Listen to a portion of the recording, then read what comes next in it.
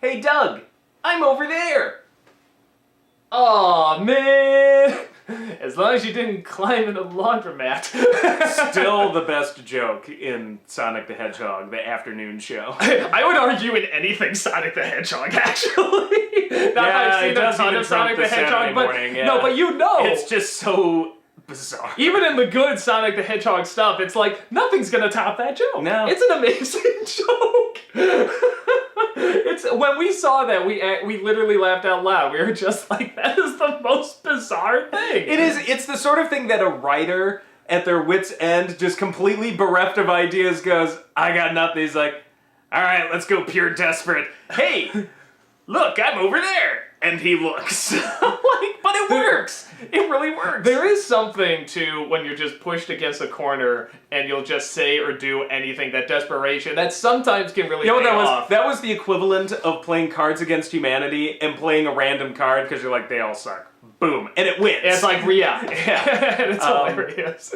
God, what a good scene. So, yeah, with that said, we're going to talk about the both Sonic cartoon shows back in the 90s. The one that ran on Saturday morning, or Sat AM, I guess as it's known. Satam. And the one that was, I think in syndication, because it came on every day. Not surprisingly. I always just refer to it as the afternoon show, because I seem to remember coming on afternoons, like... Yeah, and in the review, I get super angry, and I compare the two together. I'm like, that fucking show, I hated that show. And when I was a kid watching it, no, I actually did think that I really... And I was not like a huge Sonic fan, I just hated this show, because I didn't get it. I didn't understand. Dirty little secret, we never owned a Sega Genesis. No. But we had dirtier little secret, Santa Christ never owned a Sega Genesis. Well, he's trying to make up for that. He's trying to hand it to everyone. Make up for what he missed. To give what I did not have. But I did not understand back then that this is the equivalent of like what the Adam West Batman was. You know, I'm pretty 90% sure this was meant to be stupid. The funny thing is, you actively hated it. The afternoon show, I was just largely indifferent to. I'm like, well, it's meant for little kids. That came out, early in like 92, 93? Something like that. I was like 12 or 13, and I'm like, whatever, I'll go watch Animaniacs. It was just one of those things, like, I didn't care, so I didn't actively hate it. I was like, well, there it is, not for me, next. Well, I think, too, because this is the time where, you know, we were talking about the gritty 90s, or the gritty early 90s and the gritty 80s, where things were starting to get a lot brighter, and we were promised all of this dark stuff. The Mario Brothers movie was gonna be dark, you know, Last Action Hero was gonna be muscle-bound and gritty and stuff, and we weren't getting... again. Well, no, and then we got Batman Forever and stuff. Everything was getting, like, really lightly sugar-coated, so I think there was, back then, now we have, for a while we got sort of a surplus of them, but back then there was sort of this crave for actual darker stuff, because for younger people, at least our age, because things were going lighter. So when the Saturday morning one came on, even though really, if I was to make a show out of Sonic the Hedgehog, I'd probably do like the afternoon one, but the fact that they took it and they did make it like so gritty and so dark. I mean, by back then, Batman came out, was a lot darker, and X-Men and stuff. But for back then, it's like, okay, we're gonna do Sonic the Hedgehog, this really fast blue hedgehog fighting this giant robotic guy. And they really made it pretty gritty, pretty grim, and a good environmental message that is not shoved in your face. They threw effort into it that you'd never think, like, what...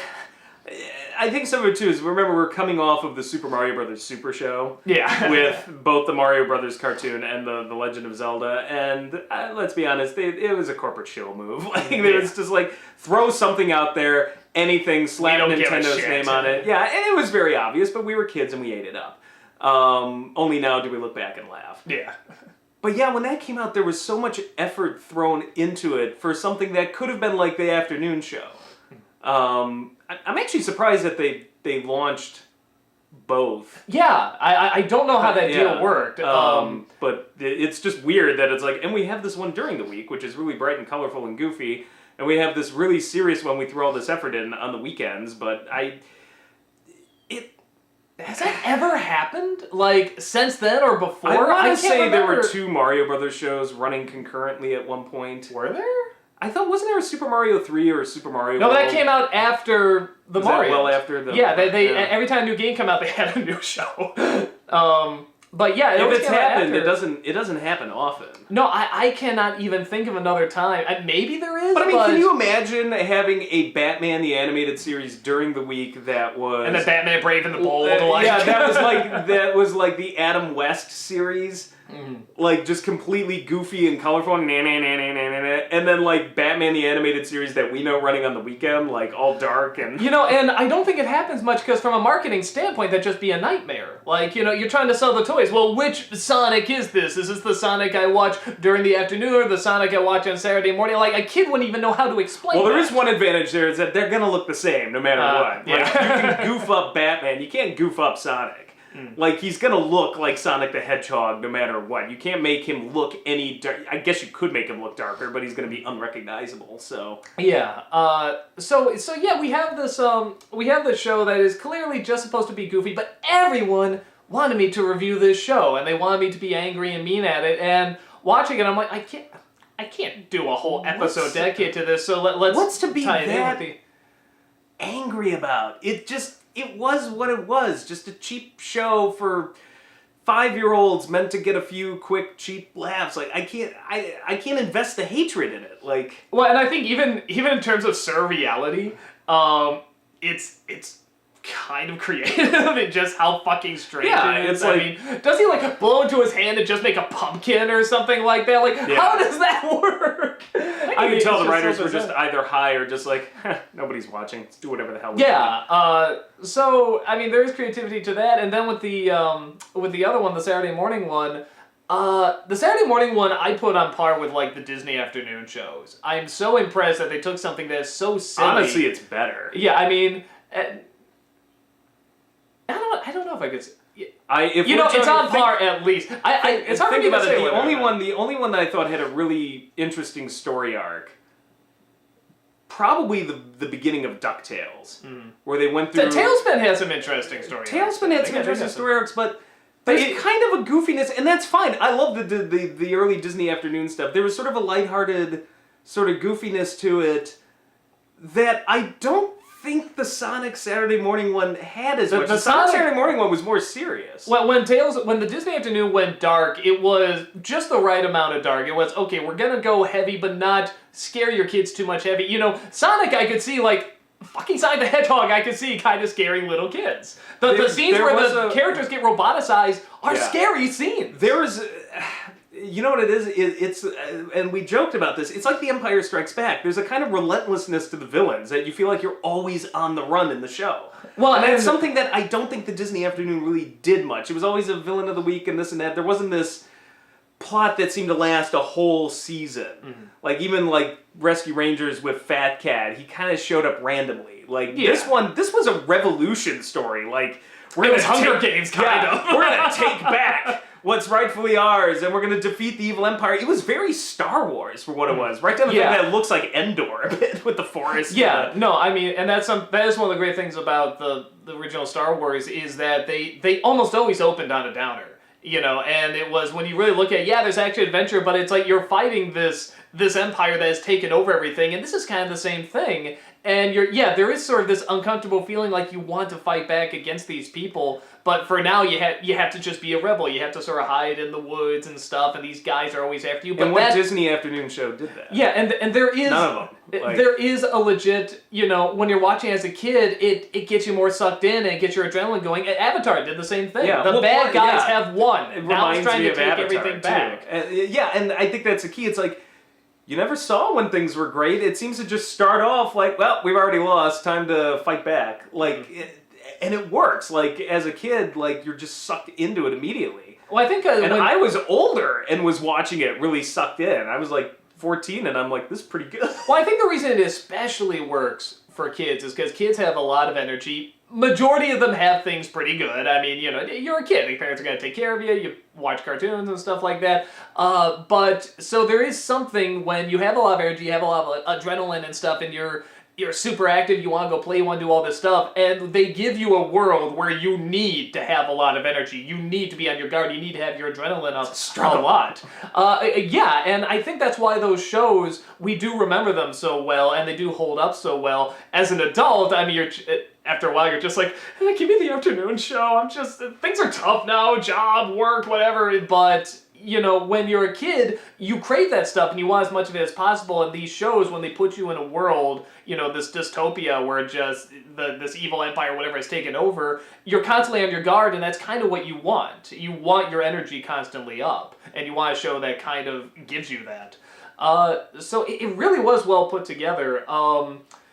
The only thing, looking back now, it's funny because I was looking at sort of, like the old comics I used to draw and stuff, and I was very inspired. Like, I always like sort of combining like Animaniacs and X-Men. Those are always kind of like somehow which nowadays is kind of a common thing. You can take like you were pretty out there. No. But nowadays, like fucking Adventure Time or like Steven Universe or stuff. I mean, you can take these really goofy ideas and you can make them really serious. Yeah. No, but that really is what I think. I think kids back then just wanted to take the things they like, combine together. Even Avatar could get really goofy but really serious too. So I think people sort of like that combination, and I definitely saw with my style, the really big heads and the tiny bodies, and I'm realizing, like, I think I really got that from, like, Sonic and probably Tiny Toons. They had a bit of that too, but in Sonic, those heads would just fucking fall over and they'd have to drag them around. I think that's from the video game, though. Like, what? Yeah, probably. It's a little bit, but I don't know. They looked especially big in the show. Good God, Jim Cummings as Robotnik. Oh, God. Well, just Jim Cummings in anything. Come on. Yeah, I mean, but there is something like, how do you make that design scary? And it's very Vader-esque with the voice. I'm like, okay, that's terrifying. Good job. Yeah, no, there's Good job, Mr. Cummings. I can't even remember what episode it was, but there was one where it's like he's yelling like Snively, he's yelling at him, and then whatever, Sonic turns off all the power in the plane, all the power goes off, and then his red eyes light up to light the room, and he's got this sneer, and he just looks at Snively with the red eyes glowing in his face. I'm like, oh my God, that is terrifying. Jesus. But it's wonderful because that's what we want as kids. We want something darker, but not like, we're gonna fucking punch you in the face dark, just endless violence. We want like something that was smart and also gave you hope too. And that was a legitimately like good balance. And again, we were talking about these two shows being on at the same time and how confusing that can get. They had the same voice actor. As Sonic. I would have killed if in the Saturday morning when he's like, I want a chili dog. Yeah, how would a chili dog even exist in that world? We sourced it from local meats from the forest. Oh. They're cannibals! Not cannibals, I'm just saying, we lost a few along the way on the missions, and what are you gonna do? Gotta recycle, we're all carnivores here, right? Except for maybe the squirrel. But, I also like Fetch Tails!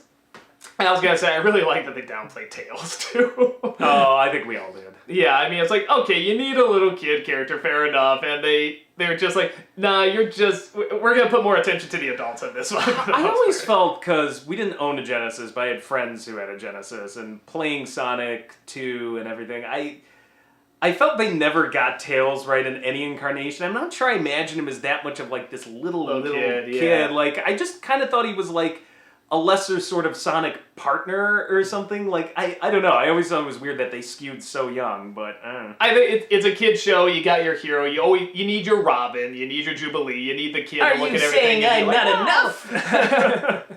enough? We should have made the chili dog the sidekick. Give it some legs. How do you know he's not? Chili dogs is Tails! It's people! So yeah, that's our conspiracy theory, I guess. But the split as dark as the show. Yeah. So yeah, I mean, I guess sum up, I don't. Neither of us really hate the afternoon one. It is what it is, and it's like saying I hate Hanna-Barbera cartoons. It's like they're meant for little kids. Mm. Like, I do hate Hanna-Barbera cartoons. I know. Well, I can't stand them. The stuff like Flintstones. You know what? It's just because Scooby-Doo was too smart for you. Okay, admit it. You could never figure out who the ghost was. I admire their creativity, but I never actually got into the show. And they're not bad for kids. They're not bad. I just don't like them. And they're a little bad, but they're just not my thing. Who just actively hates them? Like, it is what it is. Like, some cartoons are just aimed for kids, and... Yeah, I can't watch Scooby-Doo and be like, fucking Scooby-Doo, what the hell? He should be talking better English. How are you even talking to him? It's I fucking hate Barney the dinosaur. I fucking hate him. I think you're the wrong audience. Yeah, it's kind of the same thing. But no, honestly, for little kids, the Hanna-Barbera stuff is fine. I liked it when I was a little kid. I never got the primetime thing. The Sonic Afternoon Show, it's an electronic babysitter. That's it. Here's some bright images. The kids sit there eating their fruit snacks. It's not making you dumber, it doesn't have any bad messages. Some of them are thinking a little too ahead. Now, like, don't climb inside a laundry. Now, the Saturday morning show, that one's amazing. Yeah, that's an actual legit good show, which is still corny. Don't get me wrong. We were pretty grown up and watching that, so that one was for like all ages. I mean, don't get me wrong. It's still corny, meant for 12 and 13-year-olds. It's stuff, Sonic the fucking Hedgehog! Yeah, but for a show meant for 12 and 13-year-olds, it's really damn good. It's a good show. Not quite Batman good, but it's actually it's like saying very, Animaniacs, well it's goofy. Well, it's the fucking Animaniacs! Yeah, exactly. What do you expect? It's still a cartoon to a certain degree. Yeah. No, it's a really good show, and you should probably check it out. It's the biggest sin... to this day, I hear they continued it in a comic series, which I'm going to have to look up. But the way it just got canceled on that cliffhanger, I'm like, to this day, I'm like, no! Because I was invested. It was a great cliffhanger. I was really invested. I'm like, who is that guy? What's going on? And it's like, Sonic's been canceled. I was like, fuck you! So yeah, and honestly, I'm like, it didn't deserve that. It really didn't. I agree. Albeit so many people are trying to like send me these emails and tell me what it is. I'm just like, it's too late, guys. I'm not that interested anymore. It's not even that I'm kind of interested, but it's just too late in the sense that, you know what? I haven't known for this long. Maybe it's better just to leave the mystery. No, nothing can actually deliver what we thought. Well, it's like I had read. Now, if you are reading, you want to find out. Yeah. We're not saying, you're a pansy. If you want to go, go look it up. I'm sure it's well done. It's like I read Dune way back in the day, the original Frank Herbert series, and he died before he finished it. And now his son and another writer have finished it and everything. And like, it had been so long since I read it, and always kind of wondered what happened. But I think now I'm just kind of like, you know what? I'm kind of just okay with the mystery. Like, maybe I'll just never know. Or maybe it's one of those things like, on my deathbed, two people will come up and tell me the ending to Saturday Morning and the ending to Dune. Like, but... wow, that was really cool. I wish I saw that. Yeah, but I mean, I don't know if it's worth looking up anymore. Like, I'm kind of like, you know what? My imagination will fill it in. It's kind of more fun that way, that some things you don't know. It's a mystery. But. Yeah, like with Avatar, I legitimately want to know what happened to Zuko's mother, so I read the comics. And if they do a Korra series, I would love to see that continue. Well, it also helps with that, though, that we just had Korra. Yeah, Avatar's not that old. We're still a little under 10 years on that. I mean, Sonic show, that was, 93, 94, somewhere in there, like... Your interests just kind of change. Yeah. Even if you do it for a living. Even if you talk about it for a living. But yeah, it's a great show. If you want a good old school cartoon, like, particularly if you're one of those people that was like born in the late 90s and missed it, like, look it up. Yeah. It was really, really good. It was a good combination of way better than it had any right to be. It was a good combination of sort of bright-eyed, animals talking, sort of like Tiny Toons, mixed with, sort of the harshness of like X-Men or Batman. Can you imagine if they had done a Zelda show or a Metroid show like that? Metroid would be amazing. How amazing that would be. Either one, like where you took it seriously. I mean, all we got was, excuse me, princess. I still kind of argue that Zelda, honestly, it's bad. Don't get me wrong. But if you were to take off the name Zelda, I would kind of enjoy watching that. It's just you so just want stupid to see and silly. if they can solve the king's problem with his water park. I know. I have to be honest. I legitimately enjoy the banter between Link and Zelda. I don't know why. I will say this. I think that's probably its biggest problem is when you throw Zelda on it. That's I don't know. I can't even come up with an equivalent. But you just don't just don't. Zelda now has like this whole mythos. Had it been any other characters, even back then though, the games were like Zelda 1, 2, and 3. Like there was an air of seriousness to them. They had no idea what to do with it. They weren't bantering. Like if you rip the name off, it's a fun, dumb, stupid cartoon. Where the Mario one, even if you took the Mario off, it's like, nah, that's just stupid. I mean, it's not fun. It's not well animated. But the Zelda one, I'd actually like. When we were watching, I'm like, this is not Zelda, and it's really stupid. But I'm laughing at some of this. It would be like taking X-Men and turning Magneto and Xavier into like something out of Grumpy Old Men. Yeah. Where they're like living in a cabin and like if you'd be like, actually this is really pretty funny. It's hilariously written, but the fact that their names are attached, it's like, no, this doesn't work. Now watch somebody try it. But it just they kind of did with that where Xavier fires Magneto, Pete Holmes or whatever his name I guess. is. I mean, so it can work it as a comedic sketch, but could you see a show? Yeah, no, probably not. Well, with those two, it would be Could funny. you see a movie? No. I'll say no, but those sketches were Could you see funny. them totally doing that at a convention? Yes! Somebody get on that. Should they do it at a convention? Yes! So, but don't make a whole show based around it. So, yeah, that's our 2 cents on the Sonic shows, and we'll just see you the next time we have a Saturday morning show that probably doesn't deserve as much talk as we gave it, but goddammit, we're going to, because good shit deserves to be good shit and talked about. That last sentence made no... Ooh, Ewoks!